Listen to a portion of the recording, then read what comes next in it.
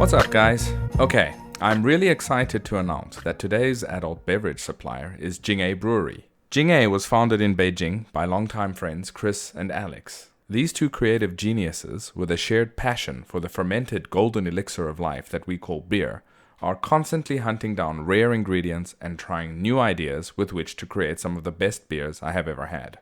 Xingyi is constantly pushing the envelope of what is possible with brewing, while at the same time celebrating its roots and changing the world's perception of Chinese beer. Let me tell you something, guys. Most people don't even realize that China, and Beijing in particular, has a vibrant and world-class craft brewing culture. But if you look just a little bit deeper, you will find that Beijing has an extremely vibrant craft brewing and taproom culture. Xingyi stands out as a leader in this field and has hands down created some of the best brews I have ever had. No doubt about it. If you are in Beijing or ever get the chance to visit, I highly recommend you visit one of their tap rooms and partake of the golden magic juice that those wizards Chris and Alex create. You will not be disappointed. I'll put the links to their website and their other details in the listed show notes. Today, I'm having their signature American IPA called Flying Fist.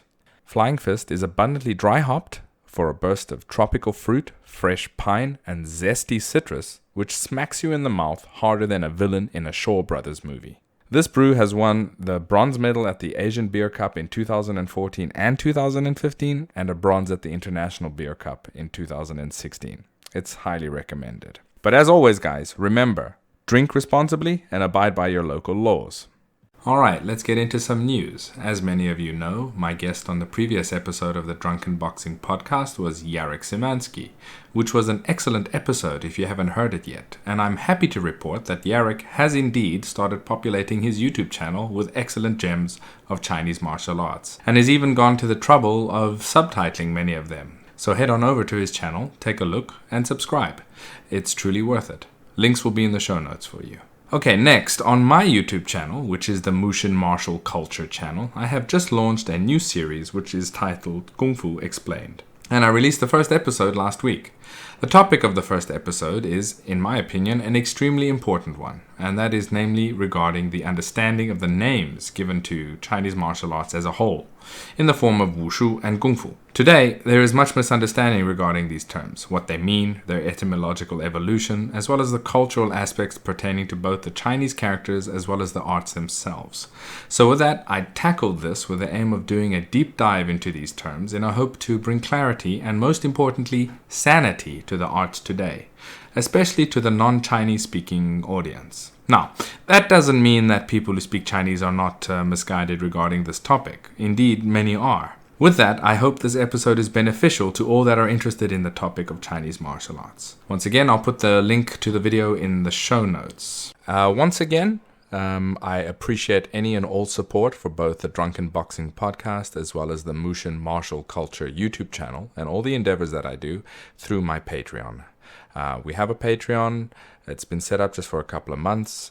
If you enjoy these endeavors, want to assist me and support me in continuing to do both the podcast and whatever else we release on the Mushin Martial Culture YouTube channel, pop on over to the Patreon page and you can pledge what you can pledge there. There's a couple of tiers. The Patreon page is, you can find it at patreon.com/Mushin Martial Culture. The links are in the show notes.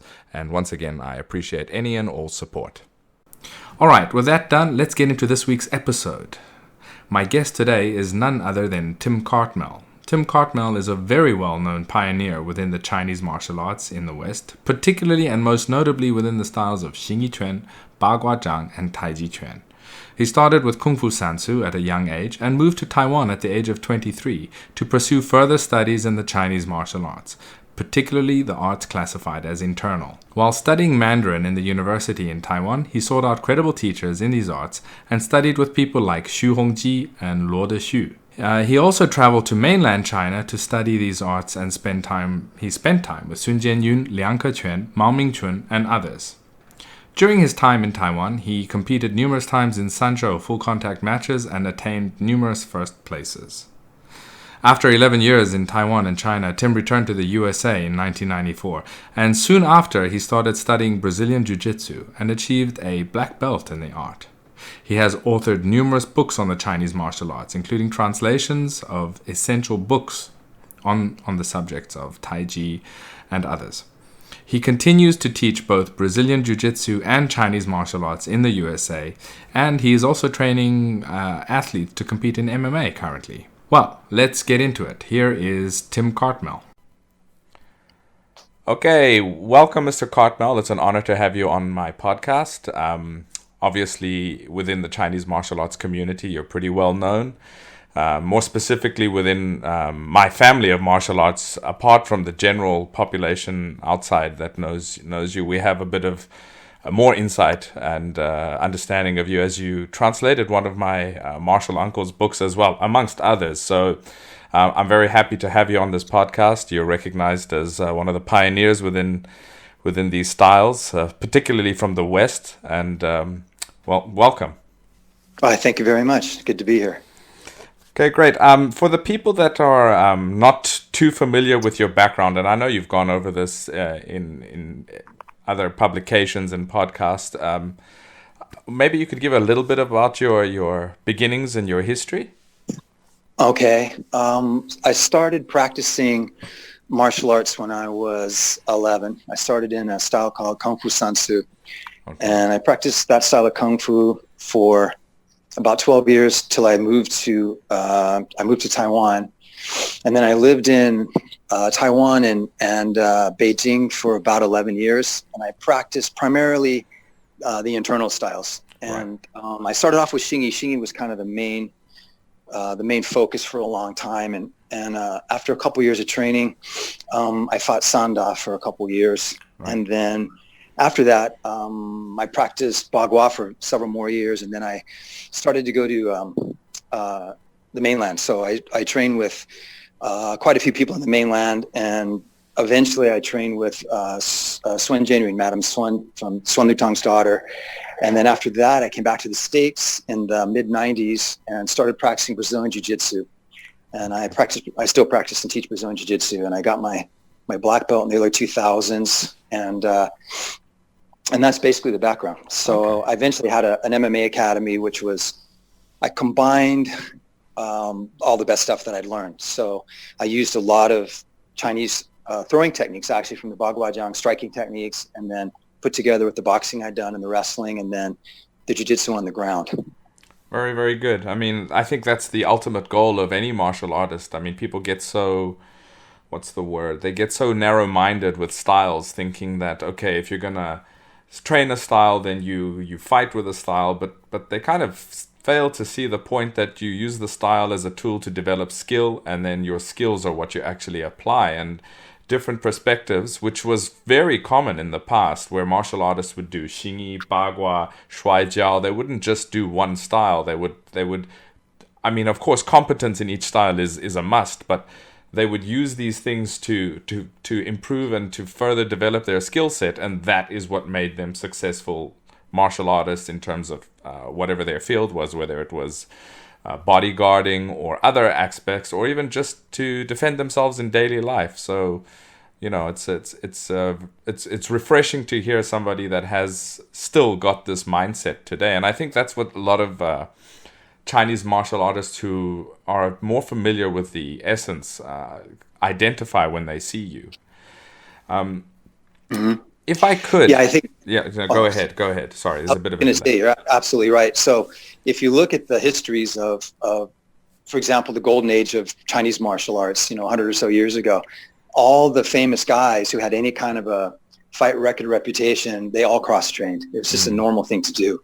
So you're exactly correct as well. It's the skill you acquire. Styles are just artificial ways to categorize principles and techniques, right? When you're fighting, when you're brawling, it's what you can do when you fight. So correct. That's exactly correct. Now it depends on your goal. If your goal, people like styles for different reasons. Some people just want to do it it's a cultural thing or a health thing. But we're talking about my emphasis from being young was on practicality. So if you're talking about learning to defend yourself for fight, I mean, it doesn't make any sense not to want to learn anything that can help keep you alive or win a fight, right? Correct, or to give you an understanding of an aspect that maybe is not in your style, so you can fill that hole. Even from a defensive point of view, that makes sense. Yeah, correct. So, if I could, I'd like to just, you said that you were focused on on practicality, and that was your core from the beginning. Do you think that is a result of your initial training in Kung Fu San Soo, or do you think that was already there and that's why you chose Kung Fu San Soo, or is it a bit of both? I think it's from mostly. I mean, the genesis of the whole thing was my environment when I was young. So very early on, I became interested in defending myself. There's a lot of, when I was a kid, even there's a lot of fighting going on. Okay. And so, for example, I can still remember being probably, I don't know, 8 or 9 years old, and some, big kid in the neighborhood would beat me up, and I'd lay in bed at night and think about, like, next time that happens, what can I do to that guy? And then, eventually by the time I was 10 or 11, I discovered people had already thought about that, like doing martial arts. Right. So, I remember asking my father for a year, I need to do, then it was karate, it was the only thing I'd heard of, right? And then kung fu and that kind of thing. And eventually, he let me start training, or he took me to train. So I just wanted to, and then it went far beyond that. It went to the whole, martial arts were invented for fighting. There's absolutely no other reason that they were created in the first place. Correct, even though, you can do that for different reasons now. So I became fascinated with the ideology of the things, and there's a kind of a beauty in violence, and just kind of the overall efficiency of in a realistic situation when violence jumps off and it's chaotic and violent, how people can train themselves to be in that fight. You know what I mean? Right. And there's a certain amount of besides the mindset, there's a beauty in that practicality of defending yourself. Not like I'm advocating violence. It was just there was something about that was very, very attractive to me, just from the learning a skill point of view. And then later on, when I competed in different kind of combat sports, it's a relatively safe way to test what you've learned. So again, you can do martial arts for all kinds of things, from exercise all the way to you just like the culture of it. But for me, there's always it's a means of self-cultivation after a certain point of training. Yeah. And the only way to kind of understand if you're keeping it really or improving is to test yourself against someone else. And that turned into the kind of, so I have a big, even when I teach jiu-jitsu, I still have a big self-defense angle on it. But I feel like, you need to get out of your comfort zone, for one thing. And then if you're doing a martial art, you want to see how good you are at it as a martial art, right? Correct. And that became the kind of the focus of what I did after training for a long time. Well, the thing is that, a lot of the, what we could call pressure testing, or the ability to test something or even to do sparring in today's day and age, is a result of modern materials that weren't available in the past too. You could do certain amounts or certain degrees of partner training in the past, but the reality was, if you go back 200 or more years, they didn't have well-made gloves with modern, equipment like, EVA foam and all these other things that could allow you to use a technique as close or as closer to the way that you would actually apply it at full force, of course within moderation in terms of what you're doing, without being severely damaged. So I do understand that a lot of the time when you look at a lot of traditional martial artists today, and they kind of look down on any type of sparring for some reason, it's kind of a remnant of a habit that they've developed due to the fact that they weren't really able to do that in the past. Whereas today, we should be making use of modern equipment to be able to, I don't understand why people don't think about martial arts as a continuous effort to develop and improve something. It doesn't mean that you hand it down in each generation. It in terms of the core essence and the methods, they stay there. But in terms of other aspects that you apply onto that, you could always improve things. And people, for some reason, have some sort of a ignorant stigma about this. They don't know why they're against it, but they just are against it. So, yeah. Well, right. So I totally agree. Although back in the day, people were doing a lot more sparring than I think people realize. So yeah, I can't remember where I read it now. It was in Chinese. It was an old treatise. It was an old Xingyi thing, treatise. And back in the day, the mirrors were Hongji. They were bronze, polished bronze, and they used mirrors, and they would sew them into the jackets in the front of their solar plexus and ribs, wrap up their shins with cloth, wrap up their hands, and then they would go full contact below the head. Seemed like old. There was a. Now you have to have a method. It doesn't mean, obviously, you can just say, at the end of class, everybody starts fighting, of course. But there were a lot of sparring methods, traditional sparring methods. Now, like you said, of course, with modern equipment, you can be safer and go harder, to a certain extent. But you look at other arts, you look at something like Muay Thai, been sparring for 500 years, right? It's not like they started sparring in Muay Thai in like 1980 when they came out with, like foam gloves, right? Correct. So you have to be taught correctly, though. That's a big thing. It has to be done correctly and as safely as possible. And then any kind of wrestling, which is one of the reasons that people who learn grappling styles will get superior actual real skills quicker than most striking styles, is because you can practice most grappling, you can practice clinching, throwing, submitting, whatever it is, almost exactly as you will in a real fight.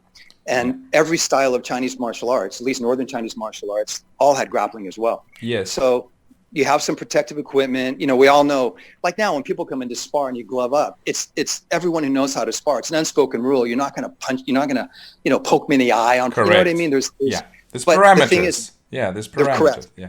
And there's delivery systems. If I can throw a jab at your face with a glove on and connect, I understand the distance and timing under pressure with a resistant opponent.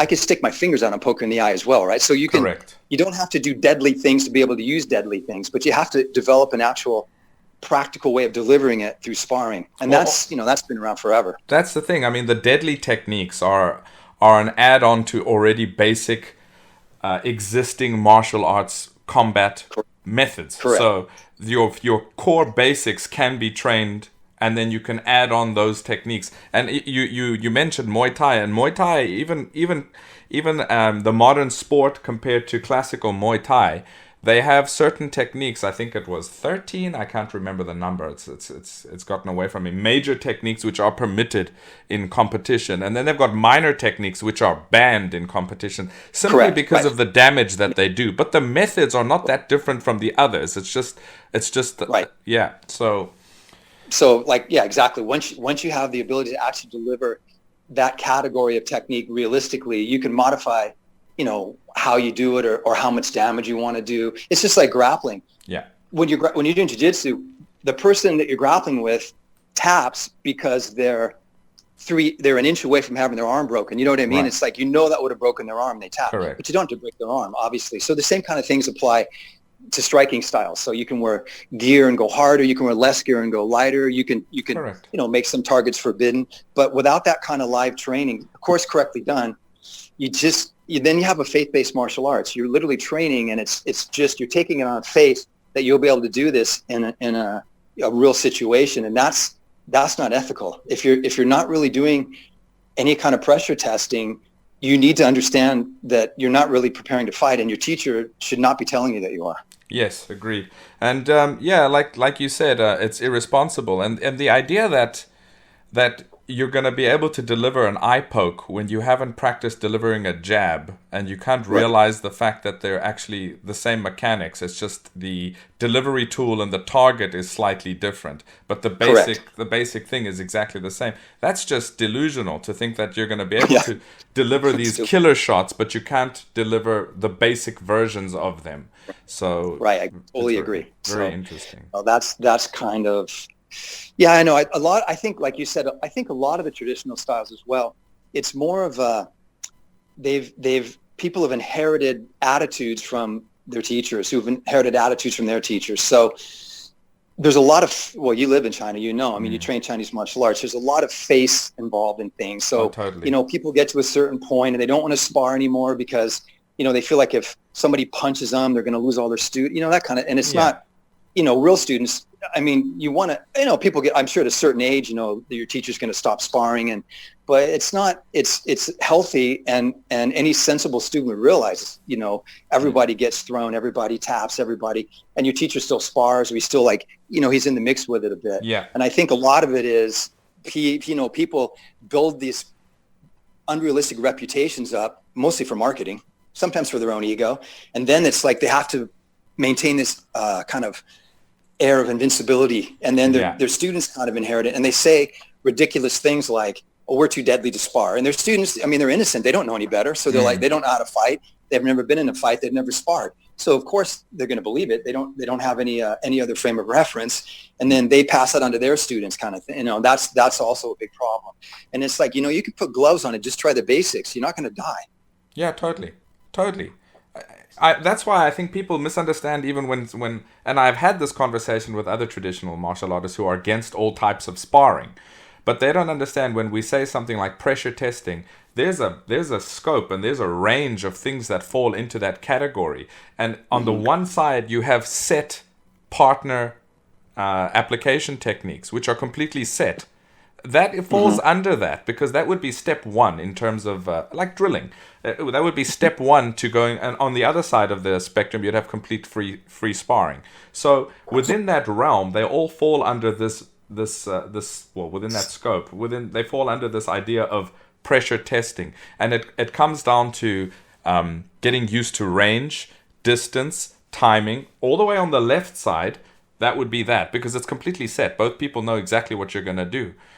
You're not trying to smash each other in the head, but this is the strike that you're going to do. This is how he's going to react. You try to get the timing, the distance, everything correct. And as that goes on, you could move that all the way down to the other end of the spectrum, which would be free sparring. But when I explain this to a lot of people that are under the idea that, we're too deadly to spar, or sparring is no good or something, when I explain this to them, I'm like, but do you do this side of the spectrum? Are you doing set partner applications? And you'll be surprised that many of them don't even do that. But the ones that do, sometimes when I explain it to them like this, they kind of get it. They're kind of like, oh, but yeah, you're right. Because I'm explaining to them that you're doing exactly the same thing. It's just degrees of separation between the one and the other.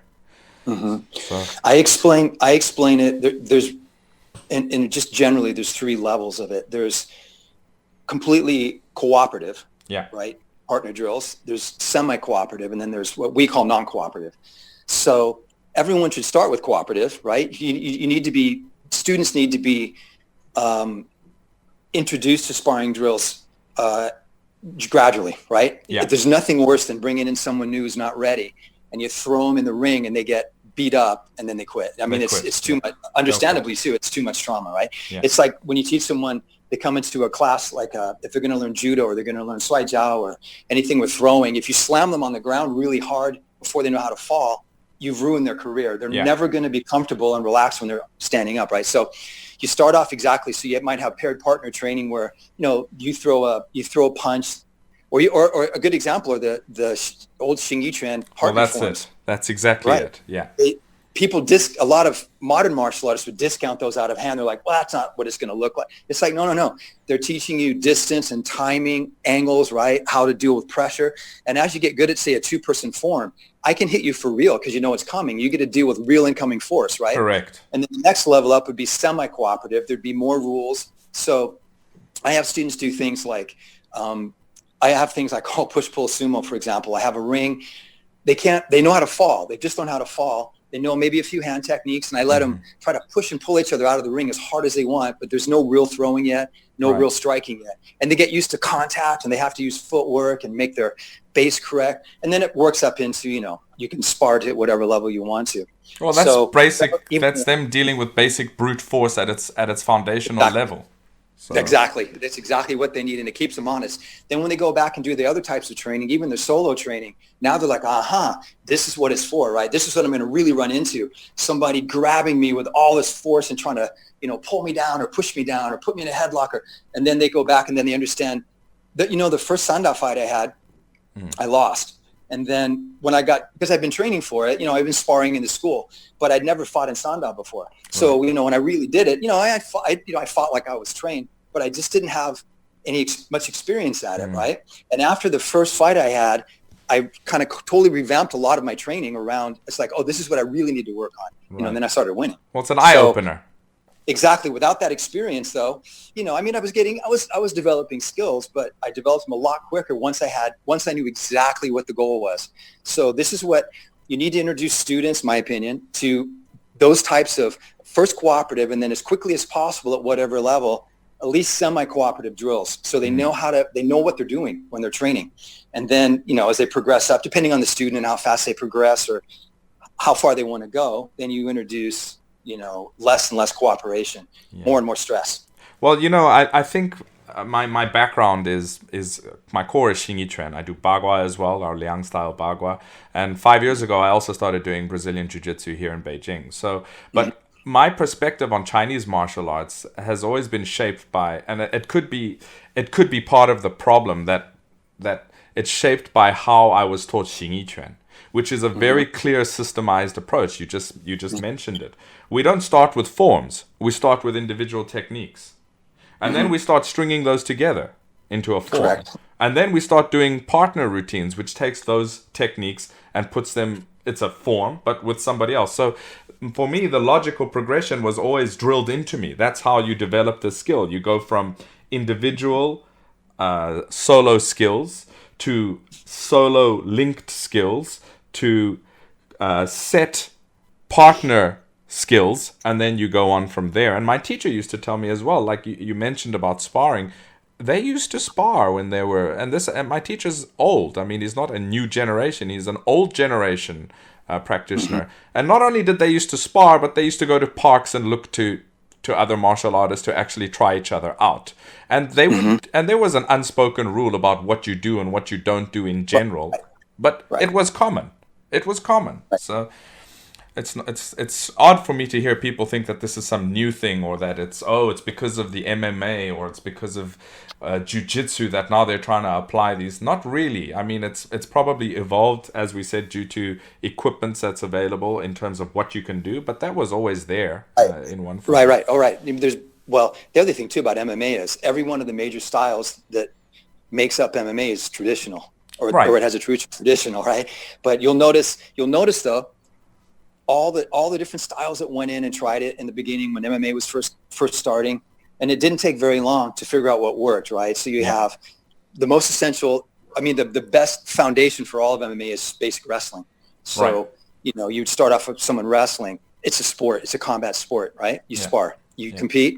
Boxing is the next most important thing in MMA. Same thing. It's a sport. You compete. Jiu-Jitsu, same thing. Brazilian Jiu Jitsu, you roll, right? You compete. And Muay Thai. So you'll notice not a single kind of traditional art that was too deadly to spar, or didn't train at a totally non-cooperative level. Nobody leveled up. So I think MMA actually answered that should have answered that question for anyone. Well, the other thing is that people try to see MMA today as it's a style, where realistically it's a format. And while people know what works best in that format, and they usually are copying and pasting it, you still see people come in with ingenuity, which is it's not as if they're taking newly invented techniques. Half of the guys that come in doing something different are taking existing traditional techniques, but they've just honed them to a level that they're able to use them. And suddenly it's new. It's not new, though. So it's a format. Oh, no. Yeah, well, that's the thing. The foundation of MMA, those styles are always going to be those styles. But you'll see people like from karate and other styles, they'll bring something in, right? And you said it best, though. They're going to be outliers in general, though. It's someone who's done something like Machida. You sparred full contact in karate since you were a small child, so you can have a little different stance. But there's still room for that. If you can introduce something into it that no one else has done yet that works, everybody will. But you got to prove it. That's the other thing. I hear people sometimes say, man, those MMA guys don't get it. If they just did X, like some traditional weirdo, training, they'd be much better. Yeah. And I said, I'm always the same. It's like, if you go in the ring and beat them with it, they will do it. Exactly. And they're like, you have to prove it, though. That's the beauty of MMA. It was the old, like I've said for decades now, mixed martial arts did more to promote realistic martial arts training in the first 10 years it was around than the previous 1,000 years of people training martial arts, because you had to go out and prove it. And it was very, very quickly, you could see what worked and what didn't. And, you can see it's a sport. It's like, man, it's about as close to a brawl as you're going to get. Right. It's, fighting in an MMA ring is a lot closer to reality than punching the air or doing sensitivity drills or even light sparring. You know what I mean? You're not going to get a lot closer. Correct. Well, I think we've also gone full circle, and it seems like humanity always has a case of amnesia. This was done before. It was done in a different age. It was done in Greece. It was called pankration. They had wrestling, and they had striking, and then they had a combined thing, which meant all-powerful. That's what pankration means. It means all-powerful. Pancratian as well. The number one submission in ancient Greece was take the back with the hooks on. They call it the ladder hold, and the rear naked choke. Yeah. People are still, it's the same people. It's the same people. So they all figure out the same things, right? You let people fight long enough for real, they'll come up with the same stuff. Correct. You put it into the environment. It's like an experiment. And somehow it gets forgotten. Yeah. It's like an experiment. You'll have the same result depending. It doesn't matter, but as long as you put it in the same environment, in the end, the same thing will come out. Right. Yeah. I wanted to ask you, Kung Fu San Soo, I'm not too deeply familiar with. I know that it had a strong footing in the USA earlier. I know that it's an eclectic style. I know that the character, it means Sanshou. If we're using, right. So that exactly. that literally Sanshou. means free fighting to a degree. Correct. Or just right. What for people that don't really know what it is, what was it, and what was your experience when you were training in it? So the grand master of it was Jimmy H. Wu, and he brought it. He was from Foshan in the south, and it's an offshoot of Cai Li Fo, like Choi Li Foot. Okay. And Jimmy Wu did. I'm not so sure about all of his history. He did a lot of things. He was in Hawaii for a while, but it was the Sun Tzu itself. So the actual name of the style was Choi Li. It was Choi Li Foot Hung. So just basically Choi Li Foot. Okay. And but Jimmy, when he first opened up his school in the 60s, I think it was, he called it. No one's going to remember that name, right? That was too long of a Chinese name. And Jimmy's idea was most people that he'd seen that taught kind of like, those kind of Southern styles taught forms. So his whole emphasis was on like technique and fighting, like self-defense. So 90% of the time you're in class, you're doing work with partners, like freestyling and practicing self-defense techniques. So Jimmy chose to call it, in his dialect, is San Soo, right? Yes. Sanshou. Yeah. And what he thought, I don't know why Jimmy thought the average American would know what that meant either. But his whole thing was, look, this is Kung Fu, but this is, we emphasize the fighting part of it, not right. the forms part of the held part. So San Soo was what he called it. Cai Li Fo Hong was the long family name. So it was basically, we did forms. There wasn't a lot of emphasis on forms. We did forms and we did weapons forms and things as well. But like I said, back in the day, at least, you'd go in and it was all, almost the entire class would be partner work. And then you'd break apart and do form for a bit and learn some new techniques. And then it's kind of Sun Tzu has, they call it, it's like a freestyle. It's kind of a semi-cooperative sparring that they did most of the time. And the whole idea was, it was all about self-defense. So that was my background. So I practiced, it was probably about 12 years, I guess, before I left for Asia. So that was my I did some other things too. I wrestled a little and boxed a little in that time as well. But that was my main thing. Okay. The founder that you mentioned that brought where did he, he was from China. You said he went to Hawaii. Yeah. And then where did he base himself originally in the USA? He was in Southern California. That's why there's more San Soo here in a city called El Monte. It's in LA County. Was it during that time, was it a rather rough area? It's still a rather rough area, yeah. It still is, okay. Because Hawaii, we know how fighty Hawaii was. So do you think all of this is what shaped his direction and what he wanted to do with the system? There's a lot of, Jimmy told a lot of stories. As I understand it, he learned a lot of it from his grandfather and his uncle, and they were fighters, and he was fighting since he was a kid. So Jimmy really understood a lot about, not only technique and things, but the psychology. He talked a lot when I was in his classes. He talked a lot about the psychology of fights, and he was dead on. So he'd been around that kind of environment his whole life, right? So. Yeah, so there was a lot, and Jimmy was big on conditioning. There was no mysterious, there was no talk about anything. There was no esoterica. It was about, Jimmy, he did talk a lot about using the mind and things. It was really, really a nice mix, but there was no esoteric talk. It was train hard. You got to be fit, and then you practice these techniques, and you've got to drill, and that was basically how it broke down. Which is logical. And you just mentioned something, the psychological aspect, which kind of takes me back to what we were speaking about earlier about pressure testing. That first time that you get somebody actually trying to hit you, not in not in a fully free or non-cooperative way, it does affect you psychologically. And and it's getting accustomed to that is when you can actually step back and be calmer, more controlled, and more you'll react more correctly as opposed to freaking out. So that psychological aspect is connected to the training. But the other side of it is like you know, the even the set partner drills, whether people know it or not, they're actually laying down subconscious methods of movement, natural reactions that become subconsciously ingrained. So all of these things are connected. So, I totally agree.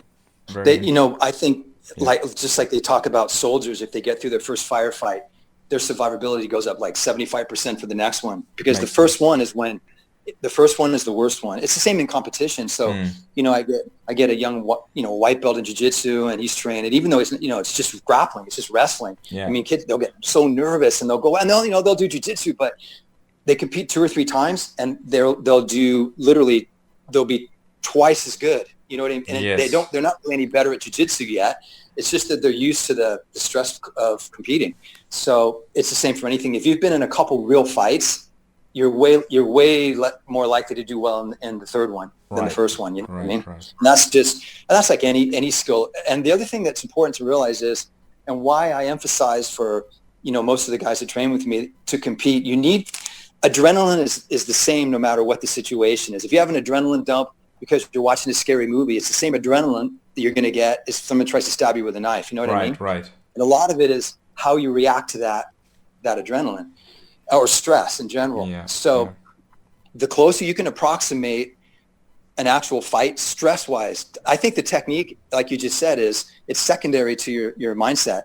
So if you can approximate stress and then have to use your techniques at whatever level, the more you can approximate a real fight, that level of stress and chaos, the better you're going to do. Now, you can't reproduce it. It's impossible to reproduce it to the level of a real fight in any type of training, really. I mean, you can be as nervous about a tournament as you would about a street fight, but it's not going to be the same level of threat. And so I agree with that. I mean, people go, well, none of that's like a real fight. But like I said, no, it's not. But it's just like boot camp for a soldier. They don't really shoot you, you know what I mean? But you get used to shooting live rounds and things blowing up, and you have hand-to-hand combat training, and they're trying to approximate the event as closely as possible. Well, it's just degrees of separation. It's just degrees of separation, but you're still within the same realm. It's idiotic to think that you're going to be able to develop that skill if you're not even practicing within that realm, irrespective of degrees of separation. Correct.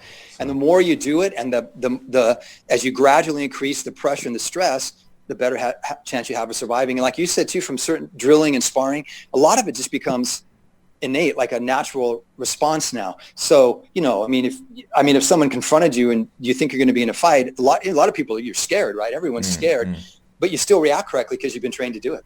Well, you've done it under stress, so your body knows how to do it. Right. Well, my teacher's Neigong in our Xingyi and Bagua system that he teaches, the basic principle upon which is built is that we're trying to subconsciously train motions into us and mechanics. I mean, that's the core point of it, to get it to be a subconscious, natural motion. It's not esoteric. It's simply using a repetition of specific movements along with visualizations, which tap into your subconscious, which start programming you to move subconsciously like that without having to think about it. It's not, and this is not out of any, you could have this even with people that do other sports. It's the same thing. I mean, it's not out of the realm of modern sports or psychology. No. It's just an old school way of doing it. Yeah, that's all very useful stuff. Yeah. And then you moved on from there. What made you want to actually take the leap and go over to Asia after your San Soo training? Well, I spent my whole childhood up through when I graduated university pretty much just practicing Kung Fu all the time. So I was really, it was my passion. And at that time, there were some good teachers around, but I'd read about internal and I'd read about all these things. And I thought, well, the best way to do it would be to go to China. So I actually got a letter of introduction to a teacher, and decided to go to Taiwan. China at the time, this is in the early 80s. It wasn't so easy to get around, and you just couldn't do anything. You couldn't go anywhere you wanted and study anything you wanted to. You couldn't stay as long as you wanted. It was difficult. Yeah. So I was looking, and there's a lot of good. So this is like 1980. I want to say 84 when I went. So there were a lot of those famous mainland teachers that had gone to Taiwan. They were older then. They were still there teaching. So there's a lot of really good martial arts in Taiwan, and there still is. Yeah. And so I went. That's when I went. So I just thought. I originally thought, I'll go for a couple years and train, and then I went to university again to study Chinese, and I got into the language, and I just found more and more teachers and just trained more, and I just wanted to. And after I stopped competing too, I was like, I met Lord Dexiu, and I started doing the Bagua, and then I stayed. So it ended up being a lot. Then I was going to Beijing like that. So I just basically, wanted to learn as much as I could. So I stayed as long as not that I couldn't learn more, but I stayed about as long as I felt like I understood. I had a good grasp of all the material, and I was actually teaching martial arts in Taiwan the last 3 years. So I thought it was, it was time. So I came back, and in the meantime, I came back to the States. Must have been, I want to say the very late 80s, around 1990. And I was reading a black belt magazine, and in the back, there was a little tiny ad. It said Brazilian Jiu Jitsu real fights. And I was like, there's no such thing as Brazilian Jiu Jitsu, but it said real fights. So I bought it. And that turned out to be the Gracie in Action 1. Right. And I watched it, and I'd wrestled a little bit, and I'd been on the ground in a couple fights, and it was, nightmarish, right? Yeah. And I was like, wow, these guys have a real, they're really good, and it was for fighting, and they just clinch, take everyone down, and so that's when I decided, when I come back, I'm going to have to look. I thought then I have to go to Brazil, and then I was back, and I went back to Taiwan, and I was back in the States doing a seminar with one of my teachers, and I'd already had a couple lessons. A previous year, I'd come back at Christmas, and there was a guy teaching jiu-jitsu. Actually, Nelson Montero, the guy that started he taught the Sheik. That's the guy that started the Abu Dhabi Fight Club, right? ADCC. So he was in San Diego. So I drove down there a couple times and had a couple lessons. So I was like, wow, this is great stuff. So I kind of knew what was going on.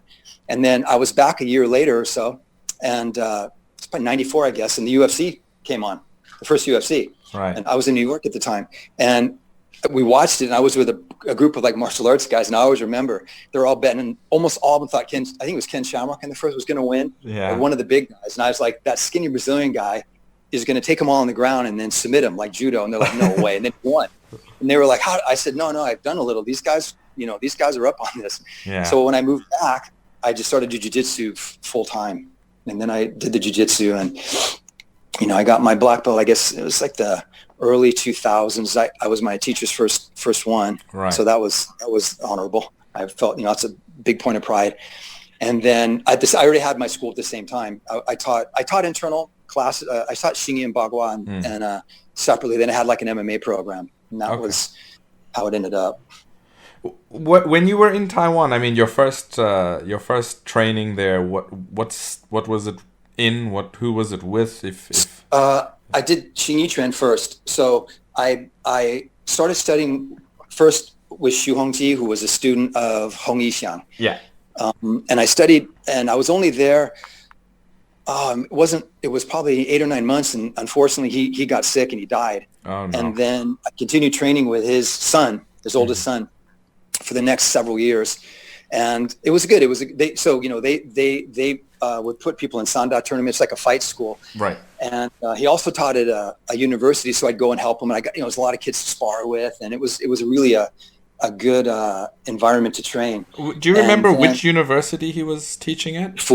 It was Furen Dashi. Okay. In Taiwan. So I would go there with him a couple days a week, and like work out with the college kids. Right. And so that was a really good experience. And I was a little bit though deceiving. I thought that because it was Xingyi Quan, it was an internal style, and I thought, man, there are going to be all these internal stylists all over the island that fight, and there was almost none. I couldn't find. It was one of the very few kind of traditional internal based martial arts schools that actually sparred and had you compete in Sanda or had any kind of most of it was just forms.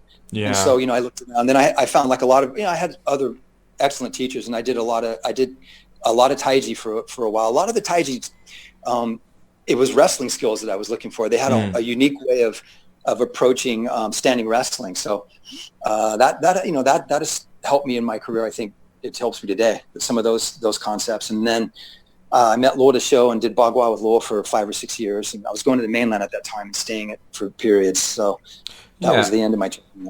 Well, before we get to the mainland trips, I mean, Luo is also very well known. I don't know what his age is now, but I mean, he's still quite active. Early 60s.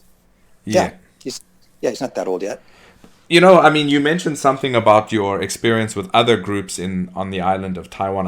In the last, I'd say 7 years, I probably traveled to Taiwan quite a bit. A lot of it was for work, but it was with regarding Chinese martial arts. So I got to interact with a lot of the Chinese martial arts groups, both in Taipei. I went to Kaohsiung. I went to Taoyuan also. And I mean, it's not a big place. People kind of misunderstand the size of Taiwan. They think another country, so they try to relate it. I mean, especially Americans, they think, okay, well, America's a country, Taiwan's a country. It's not such it's tiny. I mean, it's like a state. That's the size. It's about an eighth the size of California. There you go. So you got a whole country, and people are thinking that you're going to have this place brimming with these martial artists, like hanging from every tree and every place. But that's not really the case, you know. And in my go ahead. Mm-hmm. Sorry. Go ahead. In my experience, there's not. I mean, the time when you were there, and even the transition up until today, it's got the same problems that Chinese martial arts has everywhere in terms of the generational changes from one generation to the next. Even within those groups that are slightly more prominent, there's not much in the way of the next generation in terms of serious practicing, and even in terms of widespread teaching, it's just disappearing. It really is, and people kind of have this understanding, or they have this myth that Taiwan is some kind of a mecca that preserves all of these things.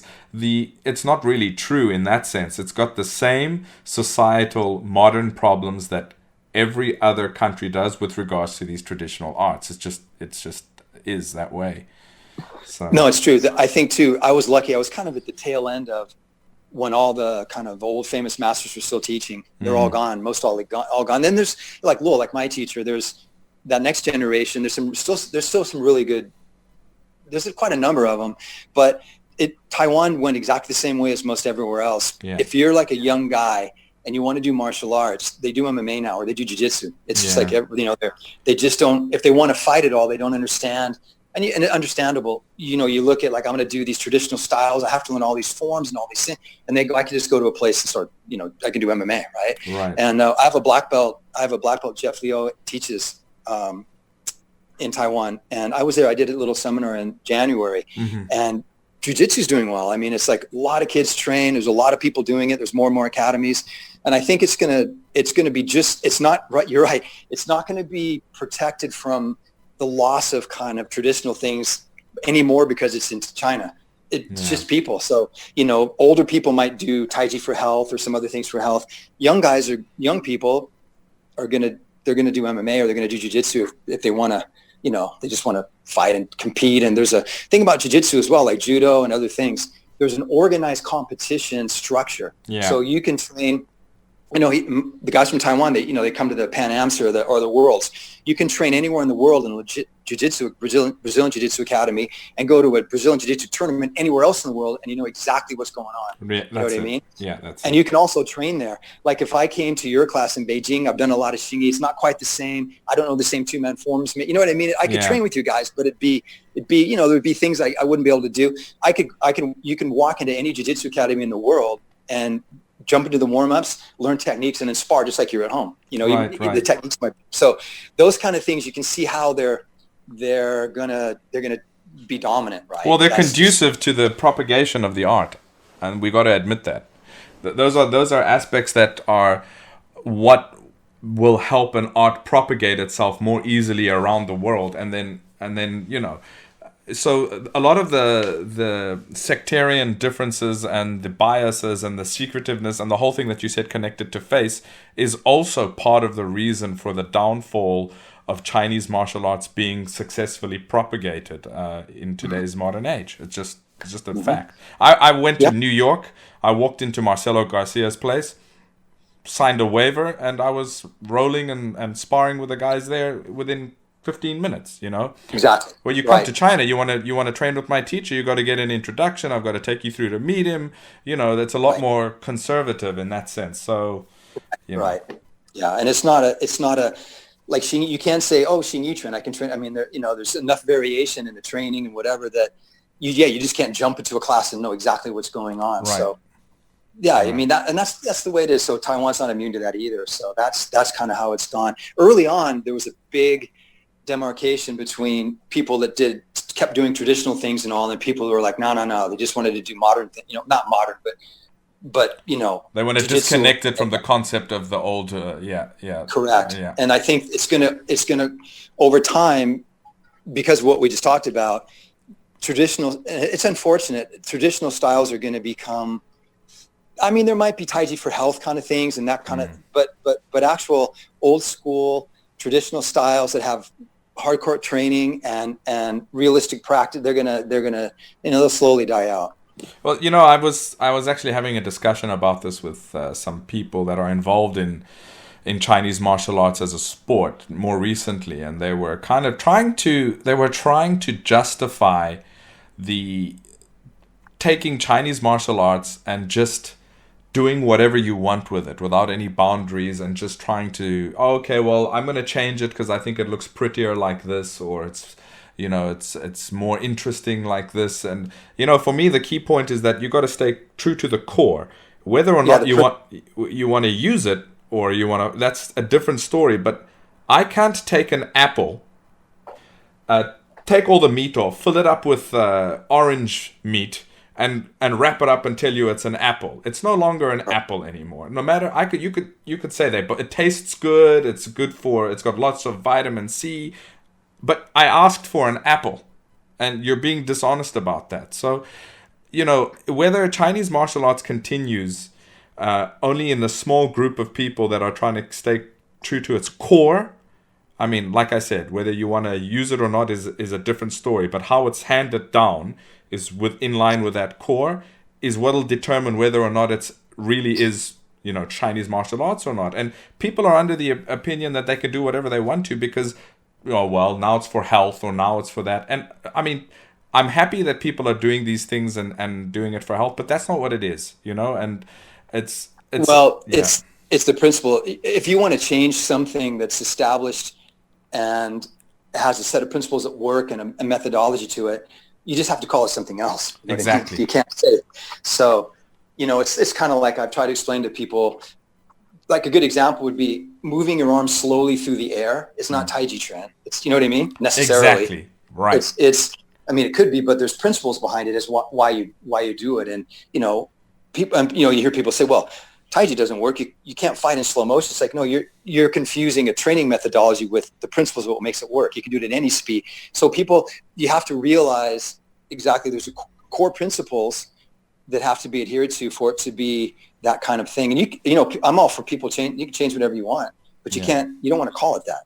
Well, exactly. Or don't misrepresent it. And you know what's happening now here is, and it's not just in China, but in China in terms of the official movement of Chinese martial arts, you know, the Wushu Federation that is now international, and it's really reliant on whatever decisions are made by the central group here, which people don't realize is completely disconnected from the traditional Chinese martial arts society here.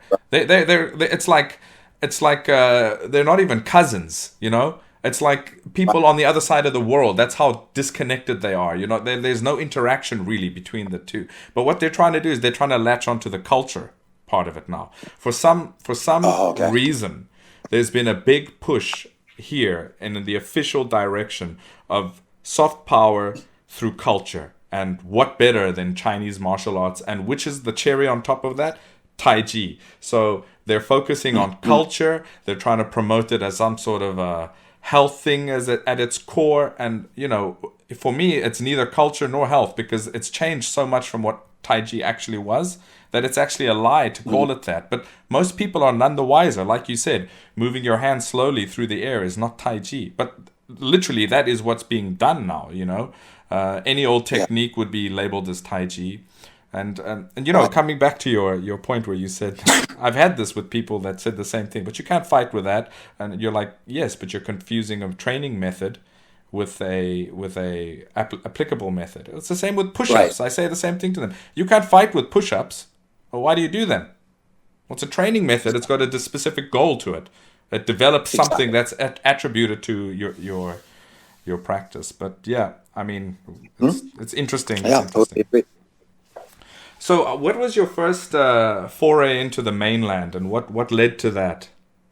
Let's see. Wow, I probably went to the mainland the first time in the end of '84. I think it was like probably in late '84 was the first time I went.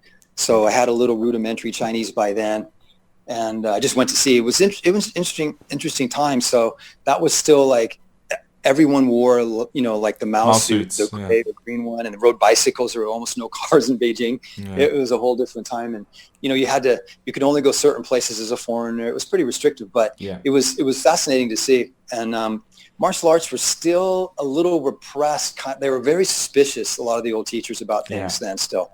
And but the Chinese people in general they're fantastic people. Yeah. So I had all good experiences there, but it's still to this day. If I'm in the mainland, it's so different now that it's hard to even convey what it was like 35, 40 years, like maybe 30 years ago. It was so much different.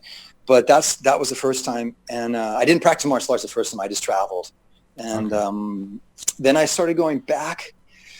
I would let's see, probably near the late '80s, and I trained with a Xingyi master called Liang Kequan, who was kind of one of the last. He was born in the Qing dynasty guys, and he was just My teacher knew him well. Yeah, he was a badass guy, and I would stay with him and I'd train, and that was like he was my main teacher when I would go, and then I met a lot of there was a magazine back in the day called the Bagua Journal, right, and my friend Dan Miller was the editor. It was his magazine. So that's when I met Dan in Taiwan, and he hired me as an interpreter.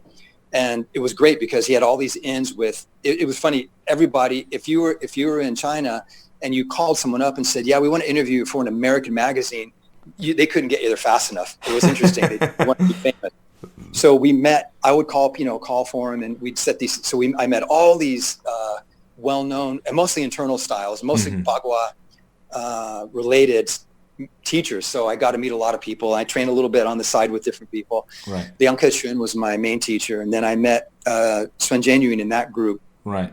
And that was the last few times I went back in the 90s. It was to do the Sun style stuff. Okay. Yeah. So you were mostly in Beijing. I mean, that was where you were. Yeah. I traveled all over, but the almost all the training I did was in Beijing, right? Yeah, but people also don't seem to understand that Beijing, in terms of Xingyi and Bagua, is one of the more prominent hubs. In fact, right. Bagua comes from here, so that's a given. Right. But Xingyi is so well developed here because people don't understand that if you were a prominent practitioner trying to make a name for yourself with your craft, you came to the capital. You don't stay out in the countryside, and you had the idea here back then where people were vying for whatever work or prominence in the society with their skill, that they were basically being bounced off one another. You either had the goods or you didn't. You didn't become prominent for no reason in Beijing. So, and that's kind of been handed down and carried forward, although it's a little bit more widespread now. But I saw a video, and I can't recall what year it was, but it was a group of guys from America, and they came to Beijing, and they were actually training with Liang style Bagua people. Right. I was a translator. Okay. That was Dan. That was Dan. Okay. So he arranged it. Yeah, and there was Dan Miller and another guy, Vince Black, who had a big association in the States, and they brought over a group, and I went over to act as one of the interpreters for that. That was probably in the early 90s. Right. And how many times? You came over with them. Did they come over multiple times? I've got photos with my teacher because they also he taught. He taught both Tom and Vince some Xingyi during that. I don't know which time, but I've seen those, and my teacher told me about Vince Black, and my teacher actually has fond memories of Vince Black. He's saying the guy was very tall, very strong, and he could drink like a trooper. That's what my teachers say. Sounds like that.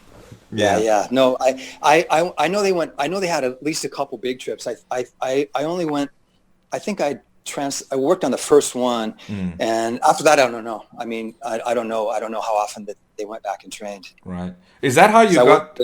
I mean, I know you translated Zhao Dayuan's Chinafa book, but was that through? I mean, was that when did you meet Zhao Dayuan at that time, or was it another time? I met him on one of the. I think the first trip I went when I went with Dan to translate. I think I met Zhao that first time.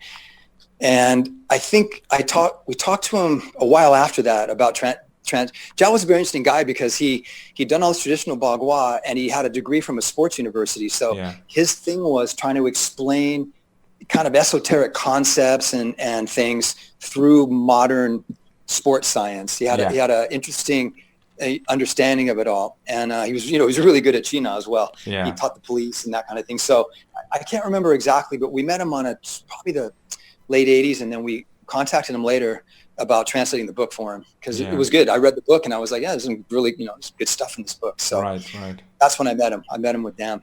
Yeah, I mean he's my uncle, and that's actually one of the things that stands out not only about him but my teacher as well that drew me to him is that he uses modern sports theories and concepts to explain and to actually dig in deeper into the mechanics and the methods of the traditional arts. And for me, that's a very important thing. If you want clarity, if you want dissemination, you need clarity.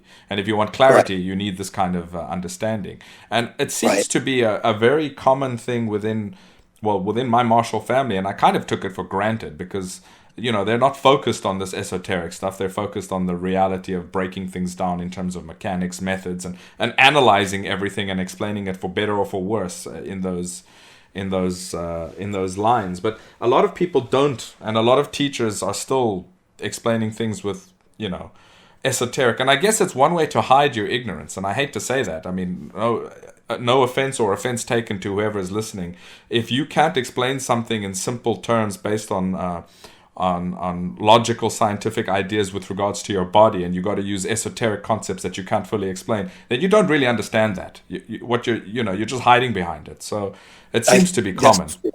It's true. Well, yeah, I think that's true. And I think some people, like, again, they're innocent of they just learn it that way and it's presented that way, and then they feel it that way, and then they try to explain it that way. They don't know what else to say. They just don't really have maybe enough of an education and anything else to explain it differently. And then, of course, some people, it's just all bullshit. Well, yeah, but my teacher's got a very, very simple philosophy on martial arts training. When you're training, you need to ask three things. Why?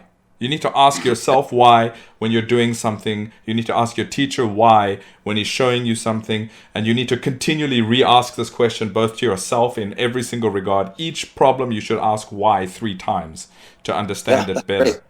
And he likes it. He likes it when he's teaching. He says to me, I mean, he'll say it to anybody that's training with him, if you don't ask me why, you're not a good student. He doesn't like it if people are just not understanding something and just trying to do it. So and that's quite different to a lot of mentality. I think you share a very clear, a very similar idea in this regard, because, like I said, clarity will lead to better teaching. So, and it comes through in your books too, whether they're your direct translations, because a logical mind will translate something. I mean, translation, you can use Google Translate. This is what people don't realize, but it's not the same thing as explaining something. So. No. And I mean, you've done quite a few books. I mean, are you still doing that, or what? No, I haven't. So I'd be happy to translate. What I would do is I go back to Taiwan or China every couple 3 years, and I would look for books. Mm-hmm. And at the time, I knew some publishers too, and I would old books usually. I mean, modern thing. But I feel like a lot of these older books are like fantastic resources. They're great. And besides being historically interesting, right? There's great stuff. And I was like, most people don't care about them anymore in China, let alone in the West. So I felt like if I could translate these books, there's a lot of people that could, English speaking people or English reading people, they'll never ever have access to this information. Yeah. As best the way it was presented. I mean, as well as I could translate their ideas, right? I mean, translating old books, not a big money maker. So it was mostly just to, I had the time to do it and I enjoyed doing it. And I felt like I was contributing something. So kind of the ideas and the methods of these old masters that are gone could be disseminated to more people. That was my idea. And and now I hope people don't hear this and think, well, my teacher's book. But in the last few years, I haven't found anything I thought was worth my time translating. So not that there's not. I mean, I'm sure there's a lot of, but I just felt like, this is kind of, once they get more modern, they turn into that. It's like that same formulaic. Exactly. Crystallized, and it's the same things like Groundhog Day with every single book you read. Yeah. Exactly. And then there's like line drawings of forms, and it's like that's really, I don't feel like that's going to help anyone. So if I found something, I would be happy to still translate. But it's been a long time since I found anything I thought was really worthwhile. Well, what about doing something that is not a translation, but just your own creation? I thought about it. So I published a book called Effortless Combat Throws, which I have. It's a great book. Yeah. So that I pretty much Dan Milligan was the catalyst for that. He would, I would come and teach, and he's like, oh, I should write all this down, kind of thing. So I would probably not have published that for years, but I was a little bit. I had a way to do it then, and someone that would publish it. So I go, okay, I'll write all this down. That book, I didn't put any emphasis at all on the actual techniques. I came up with those really quickly. I was just trying to make examples of the principles. Now I think I would try to spend a lot more time on which techniques I chose and all. So that I kind of presented, the way I still do it. And then I did it, I published a couple books on Brazilian Jiu Jitsu, and now there's so much information. And I feel like if it's not something, maybe with some unique content or a different take on it, why do it? Yeah. So, I have some instructional DVDs, but I think one of my students is going to produce a DVD series on Xingyi Quan, like the method that I teach. So, I'll let him do it. I'll collaborate with him. So that might be something. But, now I've thought about doing one just on movement drills, standing on the ground and that kind of thing. But really, I have my own way of presenting it, and I have my own take on things, but there's a lot of similar information. So, I feel like it's just not worth that much time. Well, what might be interesting, and this might be a suggestion that, that is quite useful, and it might be a crossover project that you could think about doing, is an updated new version of Effortless Combat Throws, which... I have thought about that. Yeah, because it's one aspect that is, firstly, not often explained from the Chinese martial arts side of things. But more importantly, as we go deeper into the development of sport jiu-jitsu, it's an aspect, takedowns, which is neglected. I mean, let's be honest about it. It's heavily neglected. And this might be an interesting bridge, because you have the experience from classical systems of classical throwing, which is not directly related to judo or something, and you have the experience of applying it in the field of both jiu-jitsu and MMA, so it's something that could cross over. And I don't know if you saw Zhao Dayan in the last few years also released new tomes on China, so it's kind of an update to his old book. It's a couple of volumes that he released on it. So this might be something, and it'll show your progression also. I mean, I'm sure there's a lot more insight from that time when you wrote Effortless Combat Throws to now that you'd add into it, and I think it would be a good idea. Yeah, thank you. I've considered it. Thanks. Yeah, for me, I mean, I think it's something that happens as you do martial arts for a longer period of time. Videos are great and all, but for me, if I really want to digest something on a deeper level, book reading is something that I find, because once you're at a certain level, you can understand the physical way to do it, but it's the details that are explained that you can digest, what can I say, mentally, and reading is something that is invaluable to that. So, it's although, what I get, like now, even when I sell DVDs, some of the people that the outlets, they're like, everything has to be streamed. It's got to the point where people not only don't want to buy and read a book, they don't even want to wait for a DVD or put it in their computer. They want it to stream immediately. So it might be a diminishing market of the books. Well, I think, maybe it's going to make a bit of a comeback, especially now with this lockdown. People seem to be reading a bit more. So maybe they're going to get some good habits. And you could do both. I mean, you could have, like you did with effortless combat throws, an accompanying video that goes with it. But if you want to get into the meat and bones of it, like that, you get that information out of the text itself. So these things work well together, I think, so. Yeah, I agree. Yeah. If I could get back to when you from your timing when you trained in Taiwan and then you went and started studying with some of the people in the mainland like Liang Kequan, who I've heard lots of recollections from my teacher about Liang Kequan back in the day, and then on to Sun. But before we get on to Sun Jianyun, what would you say was the biggest differences or the biggest similarities between the two? I mean, you did Xingyi in Taiwan and you did Xingyi in the mainland. What are your insights on those? So fairly similar. Okay. It was Liang Kequan's take on it was, he's very old school, right? Of course, his was the simplicity of it was attractive to me. He could use it. He'd been, he'd been fighting his whole life. Yeah. He could use it, but he had a much more. It was a very simple way of kind of conveying the concepts and the training that appealed to me. And not that the other training I had was bad, was inferior even. It was just different.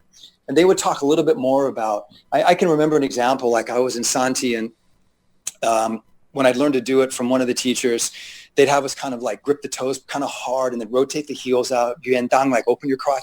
Right. And, you kind of pulled your tailbone. And those things you read about. And, I stood like that for a long, long time, years. And the Uncle Trend, like, if he used some real force, he could always push me out of my stance. Right? I mean, I was pretty stable. I practiced a while.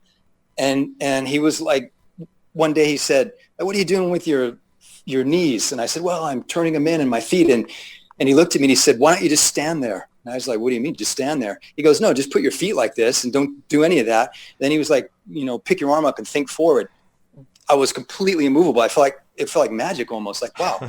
I mean, of course I'd stood in Santi a while, so I probably developed the strength for it, but it was a really stark comparison to trying too hard. I would put it that way. Well, and what he was basically telling you was Yung Yi, Bu Yung Li, basically. Basically, right. Yeah, use intent, don't use physical power. Right. Yeah. Right. And he had drills. He would have me just stand like in a kind of a high parallel stance and without moving my elbow, just slide my fist up my chest until it touched my chin and then just drop my elbow and put my hand out. And what it did without any force at all. And what I found was, at first I'm like, I think I'm being punished, because I did something. And what I found was, though, after doing this for a long time with no force, it grooved in the most efficient, natural path that you could actually use, say, for Zhuanquan. You know what I mean? Right. I could feel, I could uppercut and punch with it before, but it started to be a whole different feeling. And I don't know if soft is the correct word, because that's a loaded word when you say soft. Yeah. But there was a lot less, some schools are like, you have to make a wave from your tailbone through your back like a dragon, and he had none of that. He talked about weight distribution, and he talked about grooving these natural movements, and then it was about your intent. And the techniques were straightforward, so that really appealed to me. And there's no one I'd ever met that had literally been as many fights as he had in his life. Yeah. So I he can actually use it good enough for me, and he could hit. He was small, right? He was small. He couldn't have been more than 145 pounds maybe. And the amount of his bones were super dense, the amount of force he could generate. So it was one of those, if anybody felt that and you had a chance and you like Xingyi, you'd be like, I probably want to learn some of this. Yeah. Well, I think also, as you progress through the training system, as you progress in your development, Xingyi goes through excessive force, less force, focus on this, no focus on this, forced, natural, and maybe it was also because of your solid foundation that his instructions that he gave you worked.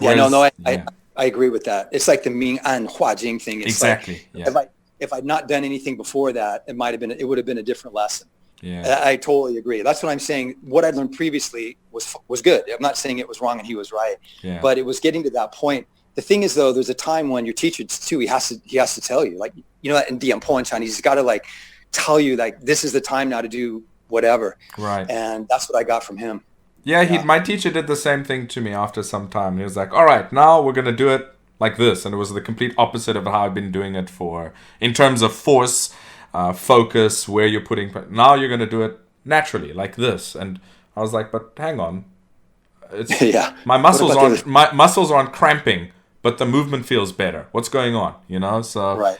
It's very interesting. In terms of curriculum, though, I mean, there are some differences. I mean, I think that speaking frankly, a lot of the Xingyi system that was handed down in Taiwan also changed curriculum, which is natural. It happens generation to generation. But because most of the Xingyi in Taiwan, it's not as diverse in terms of its roots. It's just a few people that started disseminating it. So it became and evolved within that realm. Quite, its curriculum included and incorporated things that you don't have in the mainland in general. I mean, each line has their own nuances. And did you notice that? Yeah, it depends on the school. There were some Xingyi teachers that's pretty much all they'd ever done. And that would be pretty close to what you talked about. Like you talked about, Xingyi's got a great structure. You start standing, so you reduce all the variables to a minimum and you get your alignment, and then you start moving, basic movements. Then you combine those movements. So everyone that I trained with, that no matter what they did, when it came to Xingyi train, that was pretty much the progression. Right. But some, there was a combination, like in Hongji school, they emphasize Xingyi, but he'd also done a lot of Bagua. Right. So it gets mixed together. You can't help it. It's kind of like saying, I boxed with this trainer, then I boxed with that trainer. I mean, it's boxing. You can't help it. Your body's going to adapt to whatever works best for you, kind of thing. So there was that. But having said that, in the school I was in, or when I trained with Hongji and his son, there was the Xingyi train was taught exactly like Xingyi train's traditionally taught. It wasn't. Right.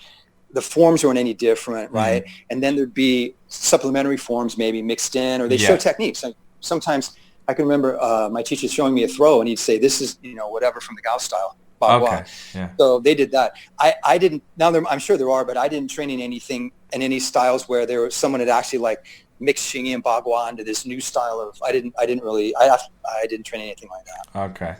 Yeah, I mean, from what I've seen from Xu Hongji's students and his guys down, it's so identical to a lot of the core training that I learned with my teacher here. In fact, I've seen certain things that my teacher stresses that I haven't seen other newer generation teachers here stress, that I've seen in Xu Hongji's descendants do exactly the same and stress it as well. And I actually had one guy, because I put a video up maybe 6 or 7 years ago, it has an additional step in one of the techniques. I can't remember which one it was, but he contacted me privately saying, "Why do you do that additional step?" And I said, "Well, that's how my teacher stressed it, and for these reasons."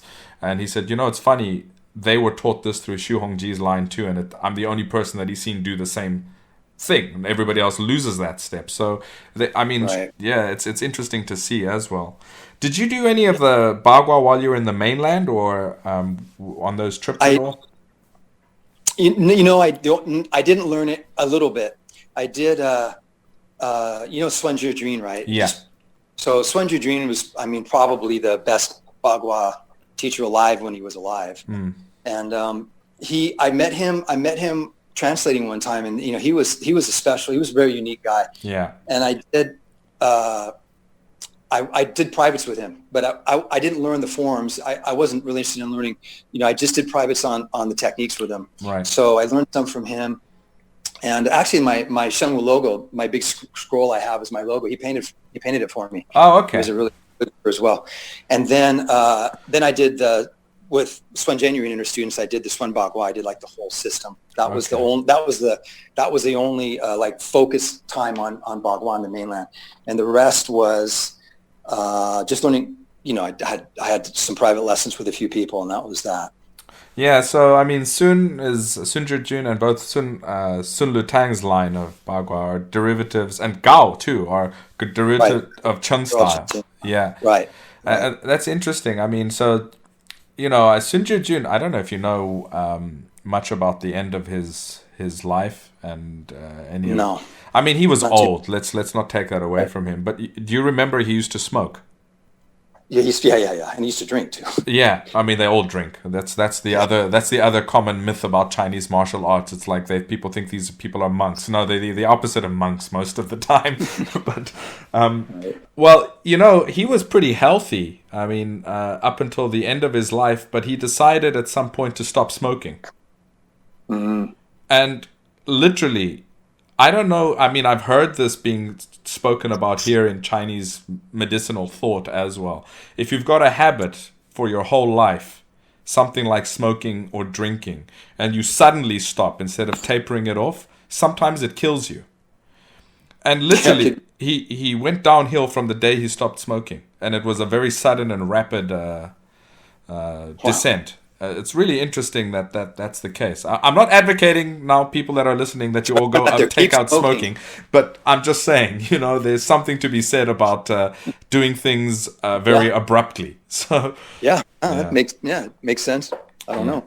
And what was it like being with Sun Jianyun and training with her? Well, she was like a spectacular human being.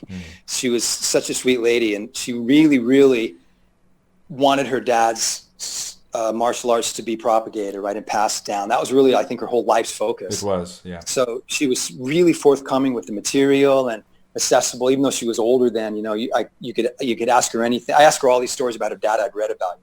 She was very lucid, like a very sharp lady. Yeah. And she would show stuff, and then I'd train with her students and come back, and she'd watch, and she'd do techniques, and she was adorable, and she was older, but she really was. I mean, just if you'd met her and talked to her, I just thought she was, you'd want to hang around her just because if she didn't know martial arts kind of thing, she was that cool. Yeah. I mean, my teacher was involved when Li Ziming set up because Li Ziming was my teacher's Bagua teacher, and Li Ziming set up the first single style association, which was the Beijing Bagua Zhang Research Association in China. And through that process, which my teacher was involved assisting, years later, my teacher decided to start the initiative for the Xingyi Quan Research Association, and its founding phase, they all appointed, and they were in agreement to appoint Sun Jianyun to be the chair. Okay, she was the president. It was very late in her life, but I mean, there's rarely a skew word ever said about her in terms of her character and. Yeah, no, I don't think that she was that kind of person. It's rare to find, right? Especially in the martial arts world, that everybody likes you. For sure, and it comes across when you still see. I mean, I did a translation of an interview of some stuff that was filmed in the 80s and 90s, and she was talking there. In fact, she seems to be describing a match with her father and some guy that tried to do an armbar on him. I mean, I know that story. Yeah. So it was interesting, but it comes across in her discussions and the way she carries herself, and even my teacher's recollection of her. I mean, it was somebody that no one could ever say anything about. So, did you get to meet others? Through your time with her, anybody that she was connected to? No. Oh no, not really from her. Just some of her students. I met the most people with Liang Kequan because he knew. Like, he introduced me to Feng Zhiqiang and all these. He knew everybody. Yeah. He'd been around forever.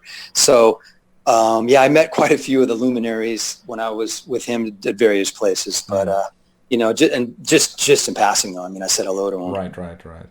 Yeah. Yeah. Well, most of these people are gone now, and it's very sad. Yeah. I mean, especially in the last few years. So. Yeah. And while did you have any interaction with Yin style? I mean, the reason I ask is because Liang Bagua, the system I study, is considered a combination of Yin and Cheng, and you can actually see that. But I did when I was first in Taiwan. I was studying with Hongji. I met another teacher because I was interested in Bagua, so I wanted to do as much as I could at the time. And it was the first Bagua I did was my teacher was a student of Gong Bao Zai, who was the nephew of Gong Bao Tian. Right. And, he was a student of Yin Fu, right? Yeah. And I only learned, though, I trained with him. I did the Bagua with him, I want to say, just a couple years. But it was mostly, it was forms and conditioning. And at a certain point, I was like, I don't think he really knows the whole system. You know what I mean? Like, we're not going to get to the technique part.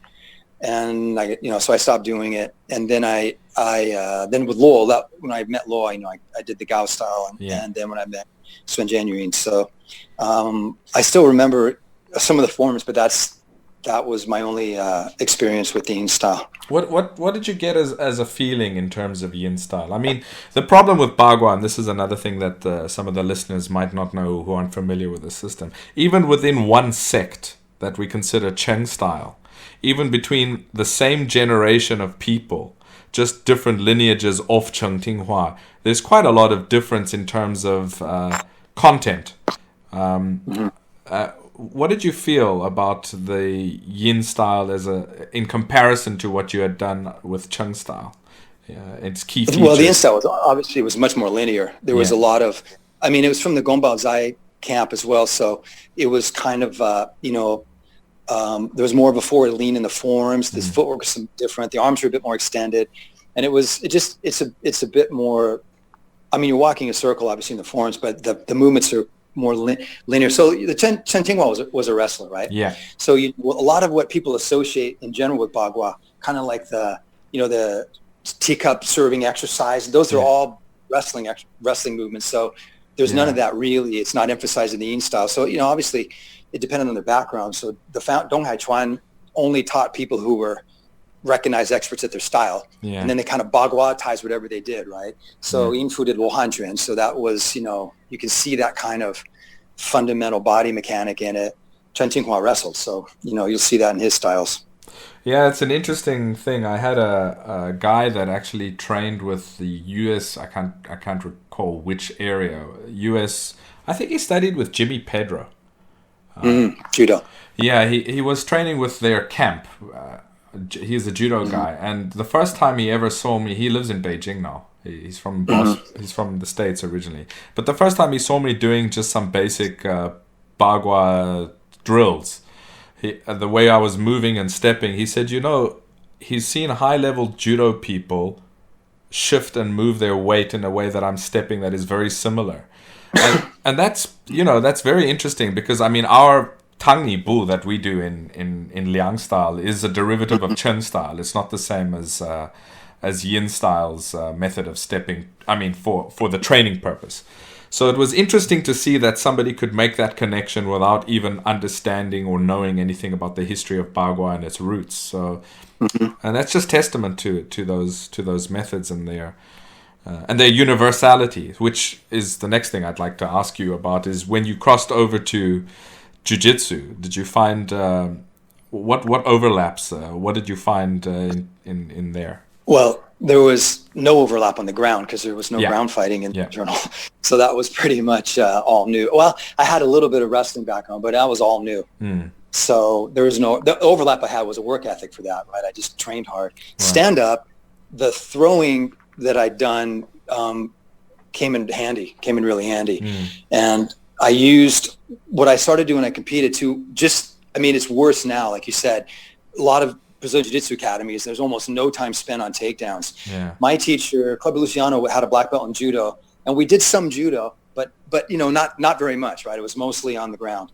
So when I first started competing, I really had a hard time with the gi, gripping, like the different gi grips and the cloth grips. I'd not done them. So very quickly, I started to figure out how to get to the grips that I knew from what I'd done before, like the Chinese styles primarily. And then I could do the throws. And that worked very well. I think all through white belt, blue belt, into purple belt, I think I took down just about everyone that I fought. Now, these guys weren't Olympic judo masters either. There were other guys that did jiu-jitsu. But I just had a plan. I didn't know how to throw very well from judo grips then. So I would go to the grips that I knew, and I had kind of a method I still teach it to my guys now, kind of a system to get there. And then it would set up. And the way I teach it for sport is you need a primary throw. And if you set the throw up correctly, there's only one or two ways the guy can defend himself, and then you have your follow-up throws from there, and that's what I just drilled. Oh, that's very good. Worked really well for me. And then later on, of course, I spent a lot more time learning judo and wrestling and things, and then I just kind of mixed it all together. And at a little bit higher level, you have pretty much the same. The mechanics of most of the throws in every style are the same. What I found were different were the entries, and they were based on what the sport was. Like in wrestling, you can't hit each other, so you have a low stance. Using a staggered stance, you're almost forehead to forehead, and what you're trying to do normally is get underneath and get a hold of the legs, or like high crotch and go to the back, that kind of thing. Well, just like MMA figured out, you can't do that if you're fighting. You get uppercut in the face, right, or put in the guillotine. So I still prefer to this day, because I think it's better for self-defense as well. I prefer to enter in with arm ties, like hand fight my way into the clinch and then throw, rather than, I shoot. I mean, everybody shoots, but it's still not as familiar to me as upper body tie and then throw. And that was from the Chinese style background that I had, because their idea was it's a real fight, right? You got to worry about being punched and kicked. Well, so that's interesting. That's really interesting, because that's the conclusion I came to as well in the beginning, and I still go to that. I use similar hand fighting to get to hand tie-ups to get into a clinch. I still use this, and that's a remnant of my Chinese martial arts, and specifically Bagua entry methods.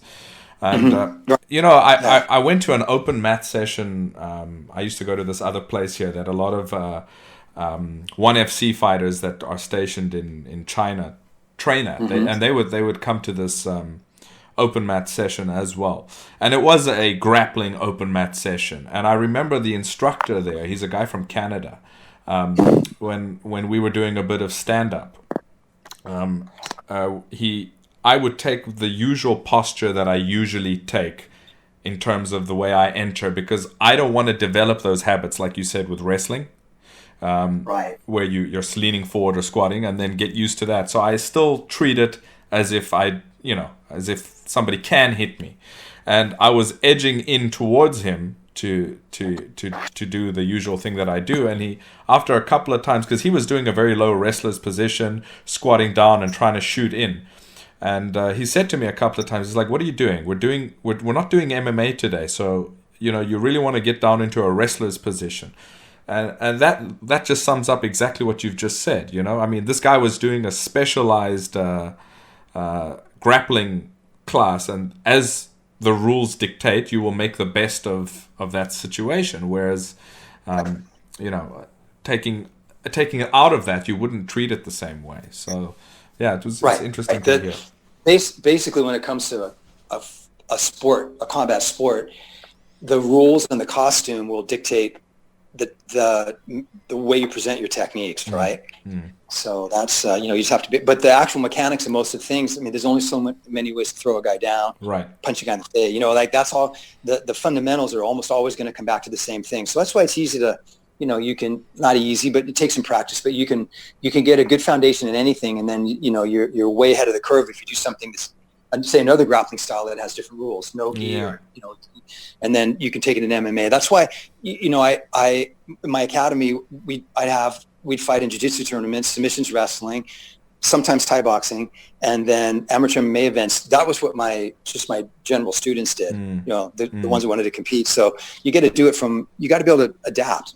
You know what I mean? But the core of the technical training and the attribute training would transfer once you understood how to apply it. And I feel like that's important too. You can't have different, you can't have one kind of like body mechanic either. Like you can't say, I'm gonna generate force this way standing. Then if I clinch, I'm gonna go like this on the ground. You can't do that. It's too confusing. Right. You got to also have a universal body method that applies. You're punching, you're kicking, you're throwing, you're rolling on the ground. You have a weapon. It's got to be the same way you generate force. Yeah. And once you can come up with that and drill it into your muscle memory, and it becomes part of you, then it's not hard to learn. It's not hard to adapt and learn technique or apply your techniques in other, in all different kind of venues. Would you say that the universality that you just kind of explained, where things that are mechanically oriented that apply to irrespective of standing, clinch range, weapons or bare hand, would you say that Chinese martial arts in that regard, when done correctly, actually offer quite a lot of value to that development? I think, the ones I've studied have. I mean, I don't know about, you know what I mean? after doing San Soo as a kid, I mean, all my background in the Chinese martial arts in Taiwan and China, they're all northern styles, right? Yeah. And all northern styles in general have fundamentally the same kind of body mechanics. So that was my background. And I felt, I explained to my students this way. So, you talk about the famous Xingyi masters in the golden age. You talk about Zhang Xiaodong or Li Cunyi and those guys. They all wrestled, all of them. Yeah. So it was another avenue to spar, right? And it's not hard after doing Xingyi your whole life to adapt that body mechanic to Shuai Jiao. You just have to learn gi grips and the throws, right? It's not completely foreign to you or something. Yeah. So so you need to figure out, I mean, there's some styles that have, because I'm not studying them, I'm not criticizing, but like weird looking body mechanics. Mm-hmm. So if it works for that style, the way they do their techniques, that's fantastic, but they're never going to be able to adapt that to wrestling. Yeah. You know what I mean? So you have to say, okay, I'm just going to stay within this style. But if you want to be well-rounded, a body's a body, right? So there's got to be one best way to use it. It's fundamentally the same body. So once you figure that out and you train like that, you should be able to, there should be a almost total crossover between technical exigencies, right? You can apply it to different ranges and different techniques. You have to learn the techniques and train that, obviously. It's not going to be like a magic. Like I remember back in the day, guys would be like, well, I did whatever style. And I mean, the principle is the same on the ground. I'd have no trouble. I'm like, boy, you're in for a rude awakening if you ever get taken down. You know what I mean? Yeah, totally. That's a ridiculous idea. But the correct way to look at it is I have a body mechanic that I can generate maximum force with, or is maximally stable, right? Yeah. And then I can, when I learn techniques, I already have the engine. I just have to learn the technique now, and then the strategies. So this is what I spend a lot of time developing. And I spend a lot of time when I teach. A lot of times I do seminars, and, I always ask people just to see what they say. And they did whatever style or whatever. And I say, what's the most basic element of your style? And they always talk about like throwing punches or and I always feel like the most basic to the basic is it's going to be your alignment, right? And how you generate force. That's got to come before everything. And then you go, they're at like level 2 of whatever they're doing. So I feel like that has to be, you almost can't emphasize it enough. The alignment, the basic ways you move your body, generate force, because that's going to be the foundation of everything you're going to learn subsequently. Well, that's the problem that I think, in terms of what you've just explained, and as my outlook when I look at other martial arts, that unfortunately I gauge it by what I learned. And the system and the methods that I learned are structured in that way, which is illogical. So when I see it that it's not structured that way, you ask what are the basics, and they're showing you something that is not considered basic in terms of universal movement, structure, etc. I get dumbfounded how somebody thinks that that's basic. But I guess it is because of how Xingyi is structured, and Bagua to a degree, but Xingyi at a very rudimentary level is even more focused on that basic. Because, I mean, depending on how you do your Bagua or which lineage you learn from it, sometimes it starts a step or two ahead of that. And that's just the nature of the system, because Dong Haichuan was teaching martial artists. He wasn't teaching beginners. So Xingyi, for me, in terms of what it does, in terms of developing those basics, it's just a logical progression. So, yeah, I don't want to talk bad, like I said, like you said too, about other styles. It just perplexes me when I see that those fundamentals are not the fundamentals. So yeah, I need a lot of people too. They might be doing it, they just didn't realize. They just got it from training. You know what I mean? But if you, and it's almost like it just developed on its own, subconsciously almost. But I feel like it's important to understand that, because then you're on the fast track to self-correcting. You don't want to. You have a subconscious. You've developed a good way to use force in a certain set of technique, and then when you learn a different set, it's like you got to start over because you don't realize where the power comes from, even though you have it, right? Right. So I feel like it's important to point out, these things, like this is the most basic thing, and no matter what you're doing, focus on this first, and then it'll be a smoother transition and easier to learn. Well, anytime you go ahead. Sorry. Anytime you can transfer a previously acquired skill into something new, you're going to learn it faster, right? Right. Starting over. Yeah, it's kind of like this method. It puts into your system a self-correcting program or algorithm that anything you put on top of it already applies this somewhat self-correcting algorithm. So even if you learn a new technique, you apply these structural alignments and mechanics to it, and that's 80% of the movement that, whether you're going to do it correctly or incorrectly. So yeah, very interesting. That's why, basically it's like you'll hear this term, they'll say, oh, that guy's a natural athlete. You got some, kid who can play every sport, he learns it really fast. So the internal, and other martial arts as well, I don't know them all, but the internal, you think about the basic training, it's not really to teach you to be a fighter yet or anything yet. It's to make you into a natural athlete. Yes. And then you can learn everything fast. Right. And this is a very important, maybe the most important part of because anybody can, anybody in the world that has some actual ability can show you how to do a hip throw or throw a right hook.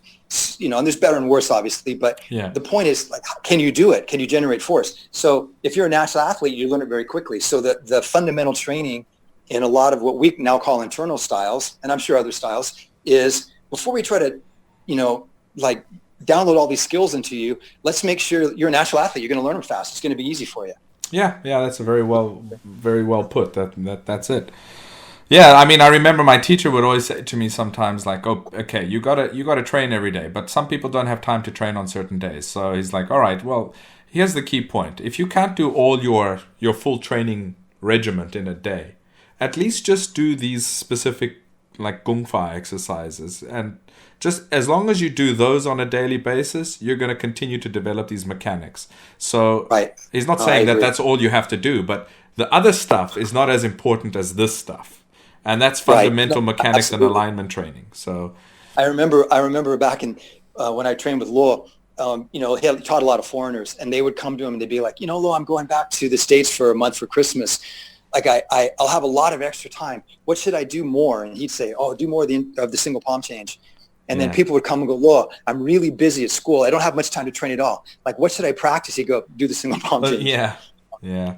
I mean, I've had guys that have contacted, I set up a website. My teacher doesn't speak English really. And I set up a website for people trying to get in contact with him. And then it would come through my email. And if they were going to come through or whatever, I'd take them through and make the introduction. And I mean, it's been numerous times that guys that have come over, like, especially in their beginning phases, they'd come and start training. And for me, it's very interesting how Westerners approach it. I mean, look, maybe I'm a little bit biased in this way, but it's interesting for me the way that Westerners approach this type of a situation, because they almost come here with like a menu that they want to order off of. Like, I want to learn this and that. And I'm like, you want to learn with a teacher. What he teaches you is based on what he thinks he should teach you. But okay, today's day and age, all right, I can give it a bit of leeway. And guys would come in like that had no background. And for me, the hard thing is with Bagua specifically is especially the mere fact that it shouldn't be taught to somebody with no background. That's my opinion. If somebody has zero physical background and more importantly, no martial background, he's going to have a really, really hard time getting anything out of his Bagua training. It's not saying it's impossible, but it's going to be more difficult. And I remember there were these a couple from Europe that came, and they still train. Thank God they saw the light in the end. They just carried on training. But for their first 2 weeks that they were here, all they're going to start doing is basic stepping. And because they hadn't done anything that was related to these Xingyi or Bagua structural methods, etc., it was really hard for them to do that. And after about 4 days, this guy comes up to me because, I'd help with the translation. And he'd say, ask master when I start to learn Bagua. And I looked at him, I said, you're learning Bagua. He said, no, I'm just walking. I said, yeah. He said, well, I want to learn, form. I said, how are you going to do a form if you can't move yet? This is the root. You got to get the root before you grow the leaves and the flowers, And it took so long. And the guy got really angry. And I said to him, if you don't trust the teacher's method, do not train with him. But if you're training with him, at least have the respect to just trust what he's teaching you and go through the process. I mean, what are you going to get in 2 weeks? And he did grit like through it, and he came back every single year. And after the second time, all right, there was an incident in between that I had to bounce him off a tree, but that's another story. He stopped having that attitude, and it's paid off. But it's interesting to see how people don't understand that the root is what you need to develop really well. I mean, yeah. Right. So. Well, you just described the plot of The Karate Kid. Oh yeah, I did, didn't I? That wax on, wax off, Daniel-san. Where do I get to learn to punch, right? That's Yeah. When are you gonna teach me to sweep? You want to learn to sweep? Get a broom. I show you. Sweep left, sweep right. Yeah. A lot of deep knowledge in that movie. Yeah, really there is. I mean, it's one of the classics that if a younger generation martial artists haven't watched it, they should watch it. There's a lot of wisdom in there. Exactly. So, well, it's been a great honor to discuss these topics with you. Thank you for giving me your time. We're going on to 1 hour and 40 minutes. I don't want to take up too much of your time. Thanks for the opportunity. Well, no, it's been my pleasure, and hopefully we can do this in the future. I'll get your contact details, anything that you want relevant to be put out into the show notes. I'll get them from you and put them in there. And if there's anything you'd like to close with, up to you. If you have anything. No, I appreciate the time, and hopefully there's been some useful information conveyed, and I wish everyone's doing well. Okay, well, thank you very much for your time, and all the best with this whole situation. I hope things get better with the world situation, but specifically in the USA. Well. And good luck with all your future endeavors, and let's stay in touch, please. Okay, thank you very much. Okay, thank you.